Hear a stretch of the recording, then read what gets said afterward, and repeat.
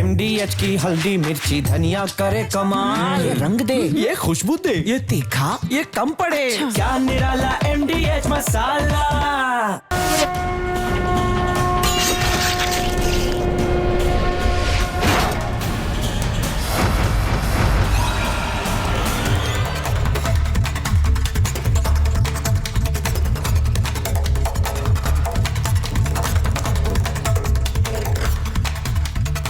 दर्शकों नमस्कार, प्रणाम। मेरा नाम है राम और रिपब्लिक भारत पर अब शुरू करने जा रहा हूं महाभारत। और महाभारत में आज बात करूंगा स्वामी अविमुक्तेश्वरानंद मामले की। आज हाईकोर्ट ने अविमुक्तेश्वरानंद के मामले में सुनवाई की है। अपने चैम्बर में सुनवाई करते हुए जज ने फैसला सुरक्षित रख लिया है। अब यह फैसला मार्च के तीसरे हफ्ते में सुनाया जाएगा, लेकिन फैसला आने तक अविमुक्तेश्वरानंद की गिरफ्तारी नहीं होगी। हाईकोर्ट ने जांच में सहयोग के लिए कहा है। कुछ बड़ी बातें अविमुक्तेश्वरानंद मामले की मैं आपको विस्तार से बता रहा हूं। इस मामले में सबसे बड़ा अपडेट यही है कि फैसला रिजर्व रख लिया गया है। और दूसरी बड़ी बात इस मामले में यह है कि हाईकोर्ट ने यह कहा है कि जांच में सहयोग करेंगे अविमुक्तेश्वरानंद सरस्वती। पुलिस की जांच पर किसी तरह की कोई रोक नहीं लगाई गई है। इन पॉइंट्स को आपको समझना पड़ेगा। मतलब फैसला बाद में आएगा। जब तक फैसला नहीं आ जाता तब तक गिरफ्तारी नहीं होगी, लेकिन तब तक जांच भी रुकेगी नहीं। जांच अपनी रफ्तार से चलती रहेगी। मतलब इसको मैं इस तरह से देख रहा हूं कि ना किसी की अभी जीत है, ना किसी की अभी हार है, लेकिन हां इतना जरूर है कि फौरी राहत अविमुक्तेश्वरानंद के लिए जरूर है। लेकिन आज अदालत में क्या क्या हुआ यह आपको जानना चाहिए। सुनवाई में इलाहाबाद हाईकोर्ट ने यह सवाल पूछा, यह प्रश्न पूछा कि आप पहले सेशंस कोर्ट की तरफ क्यों नहीं गए। आप अग्रिम जमानत के लिए यहां आए हैं। यह एक बुनियादी सवाल पूछा कि आप सेशंस क्यों नहीं गए। यह मामला काफी संवेदनशील था। चैम्बर में भीड़ भी ज्यादा थी ओपन कोर्ट में, और इसीलिए जज ने ओपन कोर्ट में इसकी सुनवाई नहीं की। मामले की संवेदनशीलता को देखते हुए चैम्बर में इस मामले की सुनवाई की। सुनवाई के दौरान अदालत में एफआईआर पढ़ी गई। यानी एफआईआर की वर्डिंग क्या है, आरोप किस तरह के हैं एफआईआर में, वो अदालत ने उसका संज्ञान लिया है। इस पर हाईकोर्ट ने पीड़ितों के बारे में भी संज्ञान लिया है। हाईकोर्ट ने यह पूछा कि जो पीड़ित बच्चे हैं, कथित पीड़ित जो हैं, वो इस समय कहां हैं और उनकी सुरक्षा के क्या इंतजाम है। इस पर जानकारी सरकार की तरफ से दी गई और सरकार की तरफ से कुछ और भी बताया गया। सरकार की तरफ से कहा गया है कि कोर्ट के आदेश पर यह एफआईआर दर्ज की गई है। यह सीधी थाने में दर्ज की गई एफआईआर नहीं है। कोर्ट ने आदेश दिया, कोर्ट के आदेश पर यह एफआईआर दर्ज की गई है। शिकायतकर्ता का बयान अभी तक दर्ज किया गया है। जांच कहां तक पहुंची, शायद इसका जवाब दे रही थी सरकार कि अभी तक शिकायतकर्ता जो है उनका बयान दर्ज कर दिया गया है। बटकों का बयान दर्ज हो गया है। जांच आगे अगर बढ़ेगी तो आरोपियों के बयान भी अब इसके आगे दर्ज किए जाएंगे। इस पर किसी तरह की कोई रोक अदालत ने लगाई। और आरोपी अगर बाहर रहते हैं तो सबूत नष्ट करने और गवाहों को प्रभावित करने की आशंका है, यह भी कहा गया। मतलब क्या है, मतलब अब जो भी है वो आगे की जांच पर निर्भर करता है। यह जांच ही तय करेगी कि आगे क्या होगा। पुलिस पर साक्ष्य जुटाने की जिम्मेदारी है कि अगर आरोप है तो फिर साक्ष्य जुटाइए और सबूत के साथ सामने आइए। अविमुक्तेश्वरानंद को जांच में सहयोग करना पड़ेगा। ये कुछ चीजें हैं जो आपके लिए क्लियर होनी चाहिए। और इस वक्त हम सीधे आपको लिए चल रहे हैं। मेरे सहयोगी वैभव इस वक्त वाराणसी से लाइव है, उनकी तरफ हम सीधे चलते हैं, क्योंकि मैं चाहता हूं वैभव अगर संभव हो तो स्वामी अविमुक्तेश्वरानंद सरस्वती से आप संवाद कीजिए, बात कीजिए। पहला रिएक्शन इस फैसले के बाद उनका क्या है। कोर्ट से आज आपको बड़ी राहत मिली है, पहली प्रतिक्रिया इस पर आप क्या देंगे। ऐसा है कि जो असत्य है तो ज़्यादा दिन तो नहीं रहता है, तो उसको तो हटना ही था। तो आज न्यायाधीश के सामने जब बातें गईं और ओपन कोर्ट में सुनवाई हुई, रिकॉर्डिंग पर सुनवाई हुई, पूरी दुनिया ने देखा कि हाई कोर्ट सुन रहा है, उनका भी पक्ष सुना, हमारा भी पक्ष सुना, जो शिकायत करता है उनकी वकील ने भी अपना पक्ष रखा, सबने अपना पक्ष रख दिया। अब रखने के बाद जो निर्णय आया वो आपको पता ही है। इसलिए जो असत्य है वो सत्य को सदा सदा के लिए नहीं दबा सकता। स्वामी जी, 2 बटुकों का जो बयान था, उन बयानों का भी आज कोर्ट के अंदर ही खंडन हुआ है।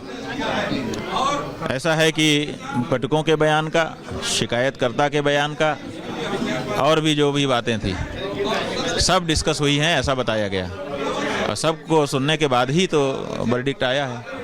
Swami ji, CD, pen drive और तमाम ऐसे साक्ष्य जिनका जिक्र लगातार किया जा रहा था और बहुत जोर शोर से किया जा रहा था, आज कोर्ट की हियरिंग में इन शब्दों का एक बार भी जिक्र नहीं किया गया। इसका मतलब कि बाहर के लिए रहा होगा, वहाँ के लिए हिम्मत नहीं हुई होगी, क्योंकि फर्जीवाड़ा कोर्ट में थोड़े चलेगा। तो मुझे आखिरी सवाल, अब आगे क्या? ऐसा है कि ये तो एक मुद्दे पर बात थी, बाकी अभी और मुद्दे हैं। जो हमारी लीगल टीम है वो उनके बारे में चर्चा करेगी। इस मुकदमे को पूरी तरह से समित करने के लिए जो कार्यवाही होगी वो की जाएगी। तो ये बिल्कुल वैभव अविमुक्तेश्वर से आप बात कर रहे हैं। कुछ विषय ऐसे हैं जिनको लेकर वो कह रहे हैं कि आगे लीगल टीम और आगे संवाद करेगी। कुछ खास मेहमान इस वक्त मेरे साथ जुड़े हुए हैं, उनका परिचय मैं आपसे कराऊं। इस वक्त मेरे साथ राजेश्वर दास महाराज हैं, जो महामंडलेश्वर हैं निरंजनी अखाड़े के। स्वामी चिदंबरानंद सरस्वती जी हैं, अखिल भारतीय संत समिति से। इस वक्त मेरे साथ आचार्य राज मिश्रा जुड़े हुए हैं, हिंदू धर्म गुरु हैं। लेकिन चिदंबरानंद सरस्वती जी, मैं आपसे जानना चाहता हूं, अब देखिए हाईकोर्ट में भी गए और हाईकोर्ट ने भी कहा कि हम इस मामले में विस्तार से देखेंगे और उसके आधार पर कुछ हफ्तों के बाद फैसला सुनाएंगे। सीधे तौर पर उन्होंने अग्रिम जमानत नहीं दी है। उन्होंने कहा कि जब तक फैसला नहीं आ जाता तब तक के लिए हम रोक रहे हैं, लेकिन पुलिस की जांच भी नहीं रोकी गई उतनी देर के लिए। यानी जज भी समझ रहे हैं कि मामला संवेदनशील भी है और गंभीर भी। चिदंबरानंद जी, आपका क्या रिएक्शन है? सबसे बड़ी बात यह है कि जो कुछ भी हो रहा है वो संत समाज के लिए, सनातन धर्म के लिए प्रतिष्ठा की बात नहीं है, प्रतिष्ठा को हानि पहुंचाने वाली है। हम में से कोई इस विषय को देख करके आनंदित नहीं हो रहा है। हम चाहे किसी व्यक्ति के विरोधी हो सकते हैं, सैद्धांतिक रूप से किसी से मतभेद हो सकते हैं, लेकिन सनातन की दृष्टि से आम जनता में जो संदेश जा रहा है वो किसी भी दृष्टि से सही नहीं जा रहा है। अगर ये आरोप सही होते हैं तो भी हमारे लिए दुखद है, ये आरोप गलत होते हैं तो भी हमारे लिए दुखद है। लेकिन एक बात ये भी समझी जानी चाहिए कि ये जो पूरा का पूरा मीडिया ट्रायल बनाया जा रहा है या बना हुआ है, इस पर हमको गंभीरता से विचार करना चाहिए। ये क्यों बना? अगर अविमुक्तेश्वरानंद जी थोड़ी सी गंभीरता दिखाते, थोड़ा सा वो शांत रहते इस विषय में, अपने जैसा वो मानते हैं कि वो शंकराचार्य हैं, हालांकि किसी भी अखाड़ा परिषद ने या संत समिति ने, संतों के किसी संगठन ने उनको शंकराचार्य के रूप में स्वीकार नहीं किया है, लेकिन अगर वो मानते हैं कि वो शंकराचार्य हैं तो शंकराचार्य की तरह उनको थोड़ी गंभीरता दिखानी चाहिए। आपको अच्छी तरह से याद होगा राम जी कि जिस समय पर जयेंद्र सरस्वती जी की गिरफ्तारी हुई, उन्होंने कोई भी मीडिया में कैसा भी बयान नहीं दिया। वो बड़े गंभीर रहे, शांत रहे, पूरा संत समाज उनके साथ में खड़ा हुआ दिखाई पड़ रहा था। लेकिन इन्होंने अपने बोल वचन से अपनी हानि अधिक की है। और मैं अभी भी कहता हूं कि जितना वो शांत रहेंगे, इसको मीडिया में नहीं आने देंगे, उतना ही उनके लिए बेहतर होगा। नहीं, लेकिन फिर क्या ये कहा नहीं जाएगा कि भाई आप जो है क्यों नहीं बोल रहे हैं? अगर आप साफ सुथरे नहीं हैं तो आप बोल नहीं रहे हैं। भाई लांछन तो कई तरह के लगाए जाते हैं। राम जी, कहने के लिए तो बोले किसी को तब तो भी हम चुप दिक्कत, नहीं ना कर बोले सकते। तब भी दिक्कत नहीं, हम कहने के लिए तो हम किसी को कुछ नहीं बोल सकते, लेकिन एक बात वो कह सकते थे कि मैं सही हूं कि गलत हूं ये ईश्वर जानता है और जो निर्णय करेगा वो कोर्ट करेगा, उसको कोर्ट में फैसला आने दो। आप सरकार को घसीट रहे हैं, आप योगी जी को घसीट रहे हैं, आप किसी को कह रहे हैं, आप किसी को आरोपित कर रहे हैं, ये गलत बात है। मेरा मतलब यह है कि जो योगी जी ने अगर गलत किया होता तो योगी जी की पुलिस आपको पहले ही एफआईआर कर लेती। आप भी राम जी ये जानते हैं कि योगी जी की पुलिस ने पहले आरंभ में एफआईआर नहीं किया है। जब कोर्ट में मामला गया, कोर्ट ने आदेश किया, तब उन्होंने एफआईआर किया। उसके बाद में भी आप योगी सरकार को घसीट रहे हैं, किसी का नाम लेकर के, कैसे औरंगजेब की औलाद है कि फलाना है, ढिमका है। इस मतलब आप ये कह रहे हैं चिदंबरानंद सरस्वती जी, आप ये कह रहे हैं कि भाई आपकी शिकायत अगर आशुतोष से है, अगर आशुतोष ब्रह्मचारी से आपको प्रॉब्लम है तो आप लोग आपस में लड़िए, झगड़िए, जो भी करना है कोर्ट कचहरी कीजिए। आप योगी आदित्यनाथ को इसमें सीधा क्यों खींच कर लेके आ रहे हैं? क्योंकि एफआईआर कोर्ट के आदेश पर हुई है। आज सरकार की तरफ से भी ये कहा गया कि एफआईआर जो हुई है वो कोर्ट के आदेश पर हुई है, कोर्ट ने ऑर्डर दिया तो हमने एफआईआर की है। तो इसमें योगी आदित्यनाथ को क्यों घसीटा जा रहा है? राजेश्वर दास जी महाराज मेरे साथ हैं, उनकी तरफ में चलता हूं। मैं आ रहा हूं चिदम्बरानंद जी, पॉइंट आपका बिल्कुल क्लियर है, स्पष्ट है, लेकिन राजेश्वर दास जी महाराज, ये आपसी संतों के बीच कोई बात नहीं बन रही या झगड़ा है, इसमें सरकार को सीधे टारगेट किया जा रहा है और बार बार टारगेट कर रहे हैं, क्या ये अविमुक्तेश्वरानंद की तरफ से चूक हुई है मामले में? देखिए, सबसे पहले तो पैनल में सभी को जय माता दी, जय श्री राम, नमो नारायण। यहाँ पर अगर बात करें कि अभी तक तो एक दंभ की बात हो रही थी दोनों पक्ष की तरफ से, मैं कहूँगा अब तो ये न्यायालय की बात है, क्योंकि एक धर्म पर चोट करना, एक सनातन पर चोट करना, एक सनातन हमारे आपके कहा जाए ना, सनातन आपका हमारा हृदय है, और सनातन धर्म में जो शंकराचार्य होते हैं वो हमारे आपके ऊर्ध्व अर्थात सिरमौर होते हैं। किसी शंकराचार्य पर इस प्रकार से आक्षेप लगाना, अर्थात सनातन पर आक्षेप लगाया आपने, धर्म पर आक्षेप लगाया, और यहाँ पर धर्म जो है सत्य एक बार आपको दुबला पतला दिखाई देगा, परंतु विजय जो होती है वो सत्य की ही होती है। और यहाँ मैं कहना चाहता हूँ सभी को, ये जो भगवाधारी हैं, जो ये वस्त्र है ना, ये बड़ा सम्माननीय है, बहुत पूजनीय है, और हमारे जो संत समाज हैं, हमारे जो सिरमौर हैं, वो हमारे लिए पूजनीय हैं। और दूसरी बात मैं कहना चाहता हूँ कि जो एलिगेशन लगाया और लगाने के बाद वो उसका भी कैरेक्टर देखा जाए, और यहाँ पर अब तो हमें न्यायालय पर विश्वास है। पूज्य पाद ने पहले भी कहा था कि न्यायालय पर हमें विश्वास है, और हम न्यायालय पर हम भी विश्वास करते हैं कि जो निर्णय होगा वह दिव्य होगा, भव्य होगा, और सत्य की जीत होगी। यहाँ पर अनेकों प्रकार के जो प्रकल्प आ रहे हैं। दास जी, देखिए, सम्मान और असम्मान का कोई विषय नहीं जी। मैं आपके सामने बैठा हूं, मैं आपको प्रणाम करता हूं, आप महामंडलेश्वर हैं जी, ठीक है। अभी चिदम्बरानंद सरस्वती जी बैठे हैं, वो आपके मत से दूसरा मत रखते हैं, आपके मत से हो सकता है सहमत नहीं, मैं उनको भी प्रणाम करता हूं। अजय गौतम जी भी बैठे हुए हैं, राज मिश्रा जी बैठे, सबको प्रणाम करता हूं। लेकिन सवाल यह है कि अगर किसी ने आपके ऊपर मान लीजिए कोई लांछन लगा दिया जी, तो क्या आप ये मानेंगे कि ये सब कुछ जो है सरकार करवा रही है, नहीं। या आप उसको टारगेट करेंगे? ये चिदम्बरानंद जी का पॉइंट था, या अगर राज मिश्रा जी ने आपके विरुद्ध कुछ कर दिया तो आप इनकी जगह योगी आदित्यनाथ को पकड़ेंगे या इनको पकड़ेंगे, राज मिश्रा? देखिए, यहाँ पर माघ मेले में जब स्नान होता है तो हमारे जो गृह मंत्रालय है, हमारे परम पूज्य, तो आप ये कह रहे हैं कि ये माघ मेले से जुड़ा हुआ आरोप है? देखिए, माघ मेले से यहाँ पर जो हमारे बच्चों का सीखा खींचा गया, अगर उस पर कार्रवाई हो जाती, क्योंकि बटुक तो सभी के पास होते हैं, सभी संतों के पास होते हैं, सबके गुरुकुलम में होते हैं, अगर उस पर थोड़ी सी कार्रवाई हो जाती शायद इतनी बड़ी बातें नहीं होती। यहाँ पर लेकिन जो ये एलिगेशन लगाया है, लांछन का जो अब तो कोर्ट का मामला हो गया, बहुत घिनौना आरोप है, इसलिए मैं कह रहा हूं, क्या इसका कनेक्शन माघ मेले की पालकी वाली घटना से? आपको क्या है, आपका पक्ष? देखिए, यहाँ पर जब भी कोई हमारे जगत और भगत की बात करते हैं, या हम एक साधारण व्यक्ति की तरह अगर बात करते हैं, तो माघ मेले की जो बातें थी, ये इधर उधर खूब इन्होंने अपना जो भी आडंबर करना था उन्होंने आडंबर किया। अब तो सरकार की बात कहाँ रह गई, अब तो न्यायालय ने जो निर्णय देना है वो न्यायालय की बात को हम सम्मान करते हैं, और हमें आज भी विश्वास है कि न्यायालय सत्य की जीत कराएगा, और हम सत्य पर ही अडिग हैं। चिदम्बरानंद सरस्वती जी, पॉइंट जी, वो कह रहे हैं कि अब न्यायालय में मामला चला गया तो बात केवल न्यायालय की होनी चाहिए, लेकिन क्या ये पूरे परिदृश्य में चीजों को देखना सही है, या ये जो आशुतोष ब्रह्मचारी आए हैं इनका एंगल कुछ और है? नहीं, अब कहने को तो बहुत सारी लोग बातें कहते हैं। माघ मेला में जो कुछ घटित हुआ, अगर वो पूरा विवरण उस पर अगर टॉपिक पर बात करेंगे तो फिर बात ज्यादा विस्तार ले जाएगी, और फिर विषय भी मुद्दा भी भटक जाएगा। माघ मेला में प्रशासन ने तो हाथ जोड़े, प्रार्थना किया, बड़े बड़े अधिकारियों ने हाथ जोड़ करके कहा सरकार किसी ने हाथ नहीं पैदल चले जाइए, हाथ किसी ने नहीं जोड़ा, हाथ जोड़ करके कहा, प्रार्थना करते हुए कि आप पैदल चले जाइए स्नान करने के लिए। बिल्कुल, वो वीडियो उपलब्ध है, राम जी को तो पता होगा, ये तो मीडिया से जुड़े हुए हैं। प्रशासन ने तो कितना विनम्र प्रार्थना किया कि आप यहाँ से पैदल चले जाइए और जाकर के स्नान करने, किसी ने हाथ नहीं जोड़ा, गलत बात है, बहुत विनम्रता पूर्वक कहा। लेकिन मेरा मतलब यह है कि कोर्ट में अगर मैटर है, कोर्ट में जा रहा है, किसी एक व्यक्ति ने जाकर के आरोप लगाए हैं, कहने को तो हमारे पास में एक संदेश आया राम जी, अगर आपको मैं सुना दूं तो भी आश्चर्य होगा। बोले रामभद्राचार्य जी और अविमुक्तेश्वरन जी, इनकी आपस की खटपट है, और आपस की खटपट के कारण एक दूसरे का बदला लेना चाह रहे हैं, तो ये भी चर्चाएं आ रही हैं। तो कौन सच है, क्या सही है, कौन गलत है, इस विषय में हमें नहीं पढ़ना, लेकिन जो कुछ भी मैटर बन रहा है ये बड़ा विवादित है, और ये इससे संत समाज की हानि ही हो रही है, कोई भी सही हो कोई भी गलत हो। ठीक है, अजय गौतम जी कुछ कह रहे हो, बताइए गौतम जी।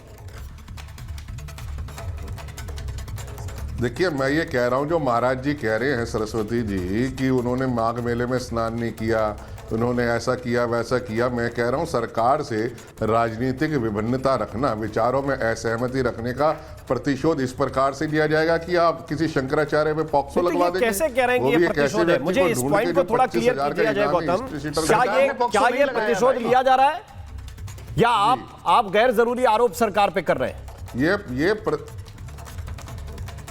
देखिए, मैं बहुत जिम्मेदारी से बात कर रहा हूं और मैं आपके सामने वह व्यक्ति हूं जो शंकर परंपरा से बहुत लंबे समय से जुड़ा है और भगवान शंकर की जो समाधि केदारनाथ मंदिर के पीछे 2013 में बह गई थी, उससे उत्तराखंड में लड़के हाई कोर्ट से ऑर्डर कराया 2018 में, रिट पिटीशन 183/2018। तो मैं इसलिए मेरी कुछ ना कुछ तो थोड़ी भूमिका है धर्म में, इसलिए मैं कोई ऐसी हवा में बात नहीं कर रहा। आप मुझे बताइए, 11 मार्च का जब ऐलान हुआ कि हम 11 मार्च को लखनऊ में आएंगे और गौहत्या के विरोध में प्रदर्शन करेंगे और गौ माता को राष्ट्र माता जब तक घोषित नहीं होती तब तक वहां रहेंगे, उसके बाद ही ये आशुतोष ब्रह्मचारी की एंट्री क्यों हुई, मुझे ये बता दीजिए। दूसरी बात ये है कि अगर जब बिना पुलिस ने जांचे, बिना पुलिस ने सत्यता का वो करे, ये कैसे मान लिया आज पॉक्सो का केस जिसकी कोई भी इंफॉर्मेशन बिना मजिस्ट्रेट के ऑर्डर के पब्लिक में एफआईआर कीजिए। अभी चिदम्बरानंद जी ये पॉइंट रख रहे थे यहाँ पे कि पुलिस के पास जब ये लोग गए तो पुलिस ने एफआईआर दर्ज नहीं की, ये लोग कोर्ट गए। अगर कोर्ट ऑर्डर करे तो क्या पुलिस एफआईआर दर्ज नहीं करेगी? मित्र मैं अपनी बात पूरी कर लूं। हाँ, नहीं बताइए आप। मैं क्या कह रहा हूं, आपने एफआईआर दर्ज कर ली, आप सुनिए आपने एफआईआर दर्ज कर ली, आप विवेचना करिए, इन्वेस्टिगेशन करिए, कलेक्शन ऑफ एविडेंस करिए, अगर कुछ मिलता है तो मैं पकड़ लीजिए आके, हम कहाँ भागे जा रहे हैं। लेकिन सवाल इतना सा है, जिस तरीके से आशुतोष ब्रह्मचारी सरकारी गेस्ट हाउस सर्किट हाउस में बैठ के ये कहता है कि मेडिकल रिपोर्ट आ गई है, उसके पास में है और उसमें यौन शोषण की पुष्टि हो गई है, ये सरकार की जो संवेदनशीलता है और उसकी निष्पक्षता पे सवाल खड़ा करता है।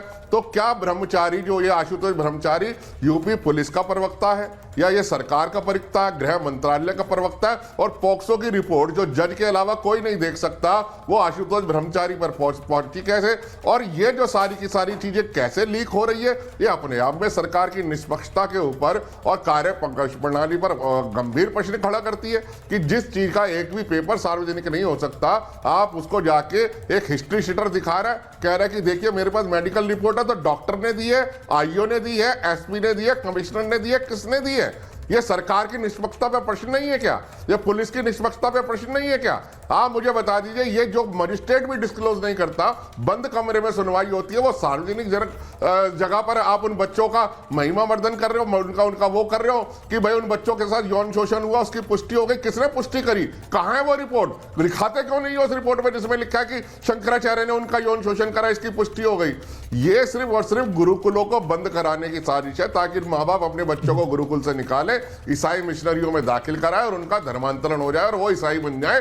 ये सुनियोजित साजिश है और इस देश में बताइए चिदम्बरानंद जी, ये बात तो यहां तक ले जा रहे हैं गौतम, राष्ट्रमाता बनाने ये कह रहे हैं कि भाई ये कह रहे हैं कि ये साजिश तो ईसाई बनाने की साजिश है, या आरोप लगाना मतलब ईसाई बनाने की साजिश है। राम जी, इससे बड़ी हास्यास्पद बात क्या हो सकती है?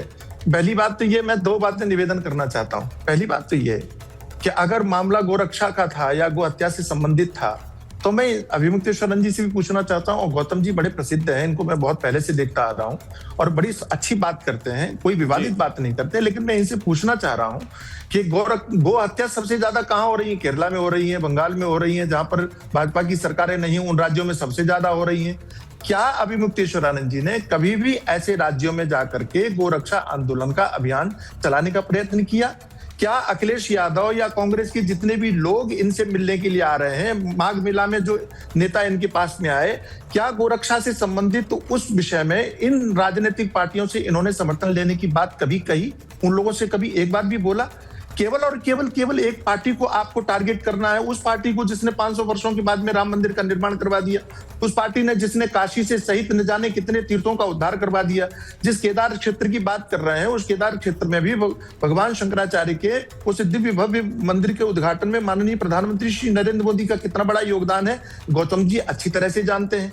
तो जो सरकार सनातन धर्म से संबंधित केवल यहाँ भारतवर्ष की बात नहीं कर रहा हूं, विदेशियों को भी जिन्होंने गंगा की आरती करवा दी त्रिपुंड धारण करवा के, और संपूर्ण जितने भी राष्ट्राध्यक्ष आते हैं उनको उपहार के रूप में जिस प्रधानमंत्री ने गीता भेंट करके सनातन धर्म का गौरव बढ़ाया, उस पार्टी को अगर कोई सनातन द्रोही पार्टी कहे और उस पार्टी को कोई कहे कि वो गुरुकुल बंद करवाने की बात कर रहा है, जो विश्वविद्यालय में संस्कृत के लिए प्रावधान रखने की बात कर रही है, जो वैदिक विश्वविद्यालय बनाने की घोषणा कर रही है, ऐसी पार्टी को आप कहो तो पॉइंट बहुत सीधे तो विश्वसनीय नहीं आप किसको किस आधार पर टारगेट कर रहे हैं? अभी ये कह रहे थे, गौतम जी कह रहे हैं कि भाई हमारा तो आंदोलन 11 तारीख से होना था गौ हत्या के विरुद्ध, तो आपको ये लग रहा है कि उत्तर प्रदेश की सरकारी और केंद्र की मोदी सरकार ये सारे काम करवा रही है और इनके खिलाफ आंदोलन करेंगे तो हमको इस तरह से रोका जाएगा?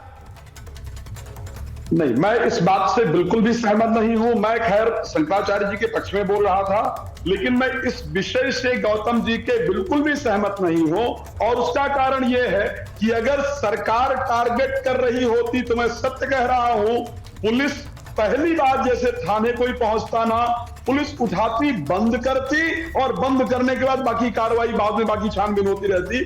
पोक्सो में यही होता है। दूसरी कंडीशन, अगर सरकार इन्वॉल्व होती इस मामले में, तो आज जो हम देख रहे हैं कि इतने दिन के बाद भी आज तक गिरफ्तारी नहीं हुई, ये पॉसिबल नहीं होता। मैं तीसरी बात कह रहा हूं कि अगर सरकार इन्वॉल्व होती तो अब तक बहुत सारी कार्रवाइयां हो चुकी होती। मैं दोबारा कह रहा हूं, इसमें सरकार का इन्वॉल्वमेंट नहीं है, सरकार मूक दर्शक बनी हुई है और शायद कोर्ट के डिसीजन का इंतजार करेगी। लेकिन मैं एक बार दोबारा इस बात को कहना चाहता हूं, आप एक बात सोच लीजिए, ये वास्तविकता में शंकराचार्य की जीत है। अगर एविडेंस आज पूरी तरीके से कोर्ट में पहुंच जाते ना, पोक्सो के मामले में कोर्ट 1 घंटा डिसीजन लेने में देरी नहीं करती। ओके, मुझे ही अपने रीना इनसे भारतीय न्याय जो आशुतोष ब्रह्मचारी महाराज की लॉयर है, क्या रीना सिंह, क्या आपका पक्ष आज था हाई कोर्ट के अंदर?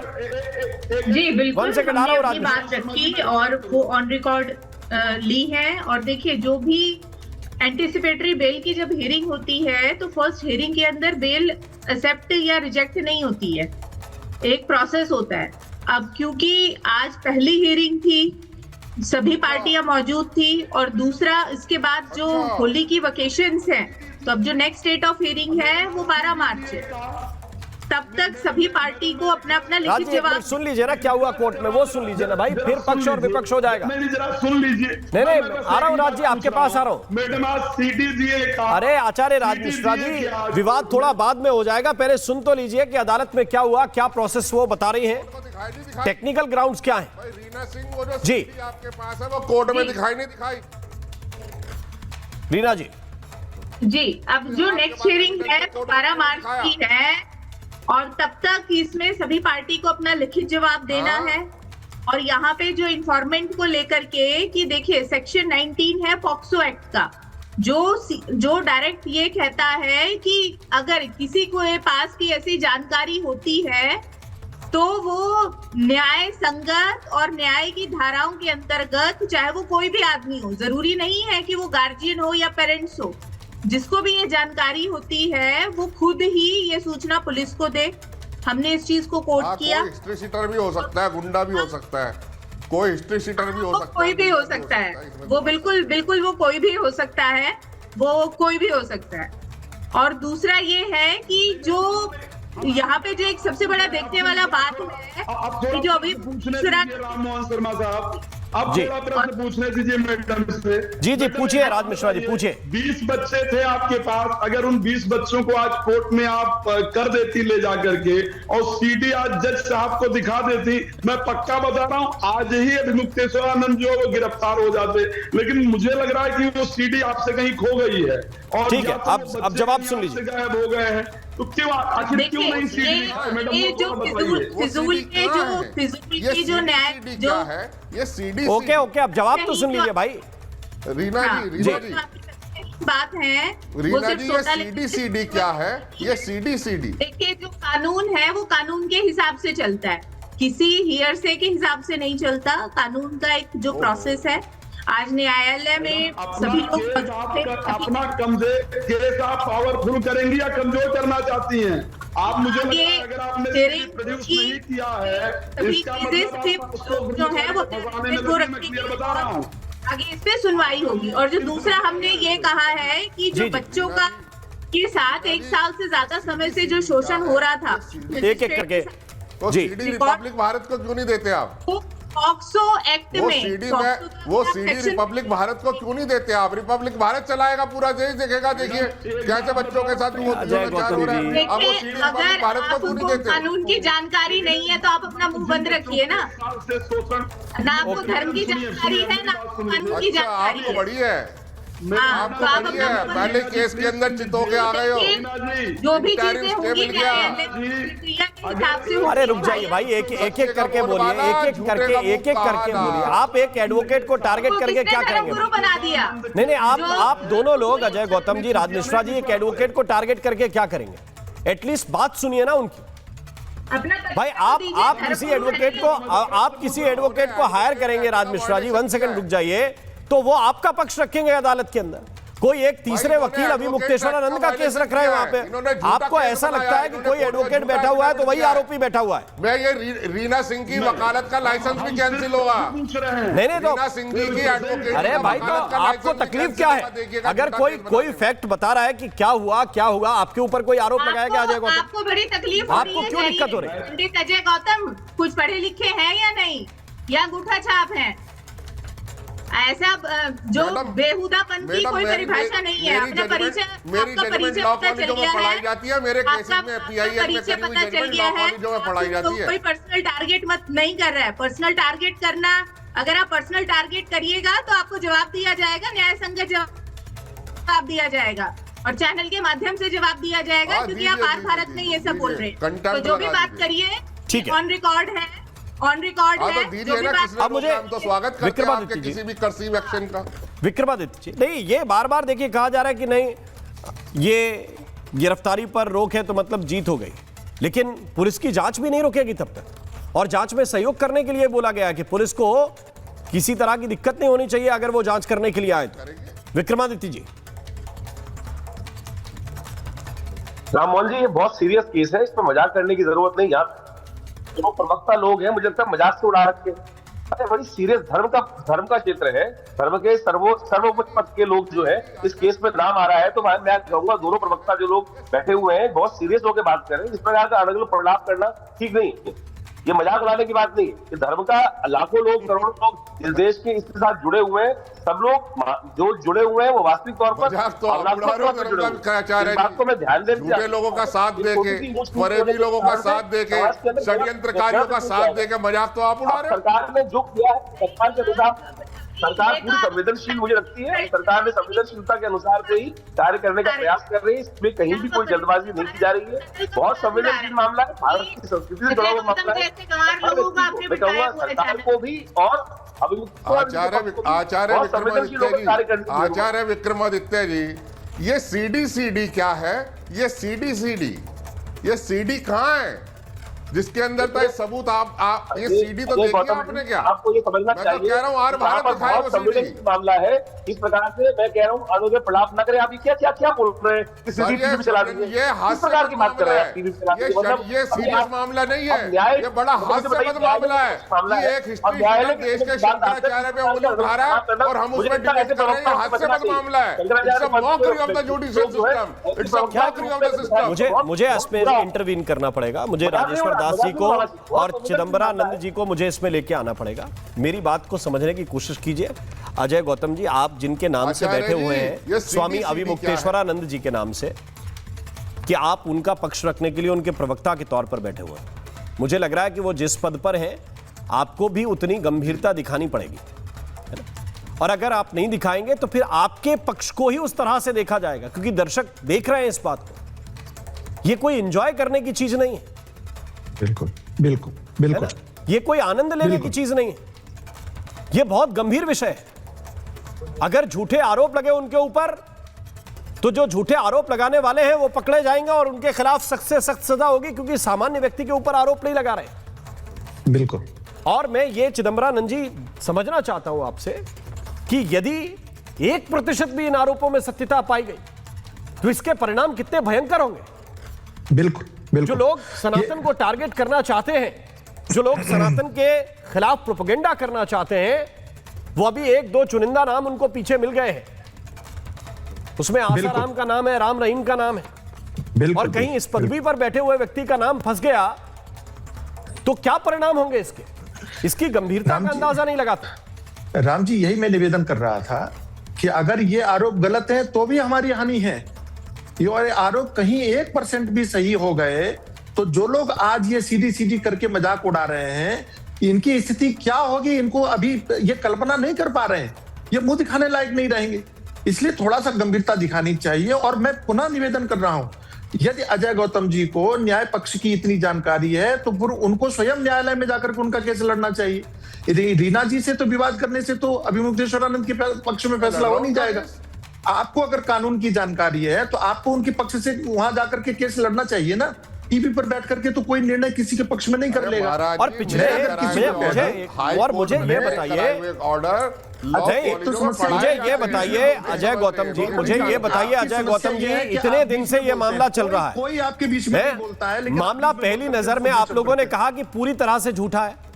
हमने मान लिया, संत परंपरा में हम ये मानते हैं कि हमारे गुरु ऐसे नहीं हो सकते। एक तो मानहानि का मुकदमा जाके दायर कर देते कि ये कौन व्यक्ति है जो हमारे गुरु के खिलाफ ये काम कर रहा है। बिल्कुल करना चाहिए और पकड़ो उनको वापस। सुनिए सर, पटाक्षेप हो मामले का खत्म हो। और अभी भी कर सकते हैं, अगर वो चाहें तो अभी भी जाके मानहानि का मुकदमा दायर कर सकते हैं ना। अगर आप 1 साल की है और कॉन्स्पिरेसी में 7 साल की सजा है, हम कॉन्स्पिरेसी का मुकदमा दाखिल करेंगे section 22 under the POCSO act. तो कीजिए ना महाराज, करिए ना, कौन रोक रहा है आपको। और महात्मा जी को मैं बता दूं, मैं महात्मा जी को, चिदानंद सरस्वती जी को बता दूं थोड़ा सा अपने बारे में। महाराज जी मैंने जो धर्म के प्रति जो कार्य करे हैं, जैसे केदारनाथ जी में आदि शंकर की समाधि का पुनर्निर्माण मैंने ही करवाया। उत्तराखंड आपने बहुत अच्छे काम किए, हम आपको साधुवाद देते हैं, लेकिन आप जो काम लॉ कॉलेजों में जजमेंट में पढ़ाए जाते हैं। तो आप मेरी नॉलेज में मत संदेह करिए महाराज, मेरे बारे में गूगल कर लीजिए, डालिए पंडित अजय गौतम। जरूरत नहीं है, लेकिन हम आपको जानते हैं, अच्छी तरह से प्रमोशन करने नहीं आया, लेकिन आप चैलेंज करोगे तो बता रहा हूँ। चैलेंज कर ही नहीं रहा हूं मैं तो अच्छा, मैं क्या चाहते हो कि मतलब अगर आज मेरे को थोड़ा सा खुशी मिली है, थोड़ी सी रिलीफ मिली है, तो मैं रोऊं क्या भाई? मैं अपनी खुशी तो जाहिर करूंगा। कोर्ट ने हमारे पक्ष में एक तो आदेश दे दिया, इंटरिम स्टे तो दे दिया। राजेश्वर दास जी, कोई निर्णय नहीं सुनाया है, इसलिए आपको खुश होने की आवश्यकता नहीं है। कोर्ट ने केवल अपना फैसला सुरक्षित। अच्छा, क्या सुनाया है कोर्ट ने? फिर क्या सुनाया है? फैसला सुरक्षित रखा है। तो कोर्ट ने यह भी तो गिरफ्तारी सामान्य से सामान्य व्यक्ति जानता है ना इस बात को। राजेश्वर दास जी, अरे भाई, कोर्ट ने स्टे क्यों लगा दिया अरेस्ट पे? फिर डिसमिस क्यों नहीं कर दिया आउटराइटली? भाई जी, यहाँ पर बात अगर मैरिट नहीं होता तो आउटराइटली डिसमिस कर देते। जी, एक मिनट गौतम जी, राजेश्वर जी कुछ कह रहे हैं, उनकी बात सुनिए। देखिए, न्यायालय ने जो आज निर्णय दिया है, जब तक परम पूज्यपाद शंकराचार्य जी ने कहा कि जो भी न्यायिक स्थिति है, जो भी जांच पड़ताल की बात है, मैं सबका सहयोग करूंगा। उन्होंने तो पहले दिन से कह रहे हैं कि मैं पूरा सहयोग करूंगा, आप जांच कीजिए, दूध का दूध पानी का पानी हो जाएगा। यदि जांच में सहयोग ना करते तब हम मानते कि शंकराचार्य जी सहयोग नहीं कर रहे हैं। पूज्यपाद शंकराचार्य जी सहयोग करने के लिए बार बार कह रहे हैं। अगर बार बार जब किसी चीज को कहा जा रहा है तो इसका मतलब कहीं ना कहीं सत्यता तो है। और आज जो कोर्ट में सुनवाई हुई है उसमें भी अदालत ने कहा कि जब तक जांच चल रही है तब तक कोई भी गिरफ्तारी नहीं होगी, क्योंकि सर्वोच्च पर जांच चल रही है। जब तक मेरा फैसला नहीं आता सुरक्षित, जब तक मैं फैसला नहीं सुना देता तब तक के लिए गिरफ्तारी होल्ड है, तब तक आप इनको गिरफ्तार नहीं कर सकते हैं। दूसरी बात मैं कहना चाहता हूं, चाहे पक्ष हो या विपक्ष हो, एलिगेशन आज सनातन धर्म को सिरमौर को लगा है। सनातन धर्म पर ऐसा एलिगेशन लगा है, आने वाले समय में हमारी आस्था और हमारी श्रद्धा वो हमारे लिए बहुत ही विकट होगा।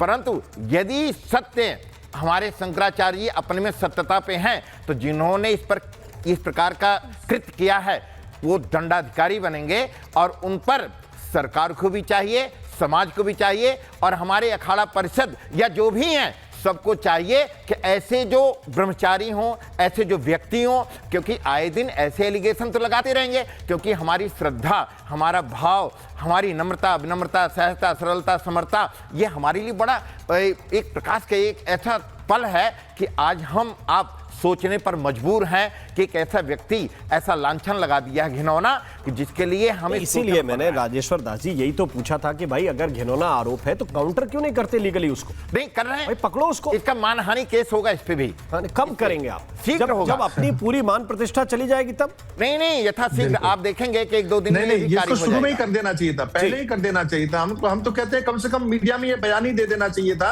कि भैया आप हमारे छवि को खराब करने के लिए ऐसा काम कर रहे हैं। हम मानहानि का, आशुतोष के विरुद्ध ही मानहानि का दावा करते हैं, या फिर ये मीडिया में ही एक बार बयान दे दिया जाता अभिमुक्तेश्वर की तरफ से तो भी एक बात मान लिया जाता, लेकिन उन्होंने तो ऐसा कुछ कहा ही नहीं। आप टीवी पर कह रहे हैं, लेकिन क्या अभिमुक्तेश्वर ने ये बोला कि वो मानहानि का दावा करने वाले? मैं एक बात कहना चाहूंगा कि आशुतोष बार-बार कहते थे पेन ड्राइव में है, सीडी में है। मेरे कभी कहा उन्होंने कि 2 बच्चे हैं, फिर कहते हैं 20 बच्चे हैं। कोई बच्चा नहीं है। अगर मठ के अंदर वो बच्चे आए, उनका एडमिशन हुआ, उनके माता और पिता आए, कहां के बच्चे हैं? क्या विद्यापीठ में, उस पीठ में, उस परम पूज्य शंकराचार्य जी के गुरुकुलम में उनका एडमिशन किसने कराया? उनके माता पिता ने कराया। या जो आज शंकराचार्य, जब भी किसी को कोई प्रताड़ना होती है तो अपनी माँ से बात करता है, अपने पिता से बात करता है, और यहाँ तो माता और पिता का पता ही नहीं है, और साक्षात गुरु जी आ जाते हैं, ऐसा काम हो गया। ओके, यहाँ पर ये सिद्ध करना पड़ेगा कि वो जो एलिगेशन है, वो एलिगेशन क्या अभी तक राज मिश्रा जी पुष्टि नहीं किया। राज मिश्रा जी काफी देर से पॉइंट रखना चाह रहे हैं। राज मिश्रा जी बोलिए। प्रतीक चिन्ह हो रहा है। राममोहन शर्मा जी, एक बात आप देख लीजिए, उनकी आशुतोष आचार्य की जो एडवोकेट हैं वो यहाँ पर डिफेंड नहीं कर पाए, उनको चैनल छोड़कर भागना पड़ा। ध्यान रखिएगा, मैं कह सकता हूँ कि इस समय वो आपके साथ कनेक्ट नहीं है।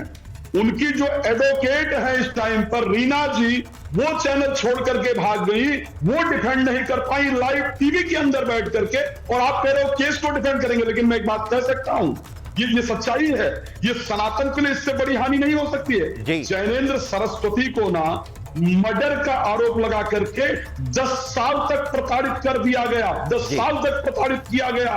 जितनी प्रतिष्ठा थी, 2300 साल में पहली बार दिवाली के दिन शंकराचार्य मठ में जो पूजा होती थी, उस पूजा को बंद करा दिया गया। 10 साल तक उस व्यक्ति को हर घंटे मरने के लिए मजबूर किया गया। 10 साल बाद ये एक निकल करके आता है कि नहीं साहब वो तो निर्दोष थे, विक्रमादित्य जी सम्मिलित ही नहीं थे, और उसके 2 साल बाद उस व्यक्ति की मृत्यु हो जाती है। मैं कहना चाहता हूं, ये एक्चुअल में जो लोग यहां भी बैठ करके ये शब्द कह रहे हैं ना कि नहीं ऐसा है वैसा है, दोषी निकलेंगे, कौन होते हो भाई ये मान लेने वाले कि पहले ही वो दोषी निकलेंगे? अगर ये आरोप झूठा निकल जाता है तो जैनेंद्र सरस्वती की तरह, और मुझे उम्मीद है, मैं जानता हूं ये आरोप भगवान कृपा करेंगे, शंकराचार्य को वास्तविक में सही होना चाहिए। मैं मानता हूं उस पद पर बैठा हुआ व्यक्ति। ठीक है विक्रमादित्य जी, एक आखिरी रिस्पॉन्ड आपकी तरफ से। ओके ठीक है राज भाई, ओके, केवल विक्रमादित्य जी लास्ट। ओके, देखिए राम जी, हमको सबको ध्यान रखना चाहिए कि इस वक्त सबसे हिंदुओं की सरकार, जो मुख्यमंत्री बैठे हैं वो हिंदुओं के सिरमौर बैठे हैं, और मुझे नहीं लगता सनातन का सिरमौर बैठा है वहां पर कोई भी अनर्थ होने देगा। उस पर विश्वास करना चाहिए। आप देखें, कोई व्यक्ति रिपोर्ट करने गया तो पुलिस ने, सरकार ने उस बात को समझा कि कई तथ्य है नहीं। अगर जो कोर्ट के अनुसार से जो कार्य चल रहा है, कोर्ट के अनुसार चले। भारत के अंदर कोई भी गलत व्यक्ति नहीं जाएगा जेल में, इस बात का हमको ध्यान रखना चाहिए। और भारत की न्यायिक प्रणाली ने इस बात को उदाहरण उपस्थित किया है, सत्य सामने लाया है, हर बार सत्य सामने आया है। और सत्यमेव जयते भारतीय संस्कृति का एक ऐसा वाक्य है जो कभी कटता नहीं है। इसको हमें विश्वास रखना चाहिए, लेकिन बड़े संवेदनशीलता के साथ। ओके, आप सभी मेहमानों का मैं बहुत शुक्रिया करना चाहता हूं। आज मेरे पास समय इतना ही है, लेकिन इस मामले को लेकर अब जाहिर बात है कि सब कुछ जांच पर निर्भर करता है। पुलिस एविडेंस कलेक्ट करेगी, अगर कुछ एविडेंस मिलते हैं तो इसके आधार पर ही अब चीजें आगे बढ़ेंगी, क्योंकि जांच पर फिलहाल किसी तरह की कोई रोक नहीं है। महाभारत में अभी के लिए बस इतना है। नमस्कार। अब आया असली स्वाद। अब आया स्वाद। जब स्वाद के पड़े हो लाले तो MDH का चंकी चाट मसाला डालें। MDH का चंकी चाट मसाला। MDH